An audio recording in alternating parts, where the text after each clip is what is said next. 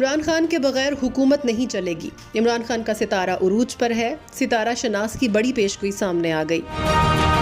सितारा शनास doctor Umar Farooq ने कहा है कि इल्म फल्कियात के मुताबिक इमरान खान के बगैर हुकूमत बनाना बहुत मुश्किल है। अगर बना भी लेंगे तो चलेगी नहीं। अदालतों ने कुछ नताइज भी रोके हुए हैं। आइंदा दिनों में अदलिया का अहम किरदार रहेगा। अदलिया के फैसले असरअंदाज होंगे। उमर फारूक ने कहा कि जायचे के मुताबिक कौम बेदार हो चुकी है। 8 फरवरी को टर्न आउट ज्यादा आया। मैंने ये दावा किया था कि नए चेहरे सामने आएंगे। लतीफ खोसा भी बड़े मार्जिन से जीत गए हैं।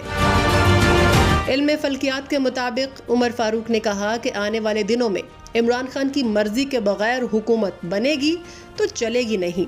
इसमें एक और बड़ी तब्दीली ये आएगी कि माजी की बहुत सी बातें खत्म हो जाएंगी। सितारा शनास उमर फारूक के मुताबिक कोई एक सियासी जमात हुकूमत नहीं बनाएगी। इमरान खान को जेल में रखा गया, इसके बावजूद इमरान खान जीत गए हैं। जायचे के मुताबिक इमरान खान का कोई मुकाबला नहीं कर सकता। तब्दीली का वक्त आने वाला है। सितारा शनास उमर फारूक ने कहा कि साइफर में इमरान खान को 7 साल सजा हुई। 7 और 5 नंबर इमरान खान के लिए हमेशा लकी साबित होता है। इमरान खान को जितनी भी सजाएं हुई हैं वो सब खत्म हो जाएंगी।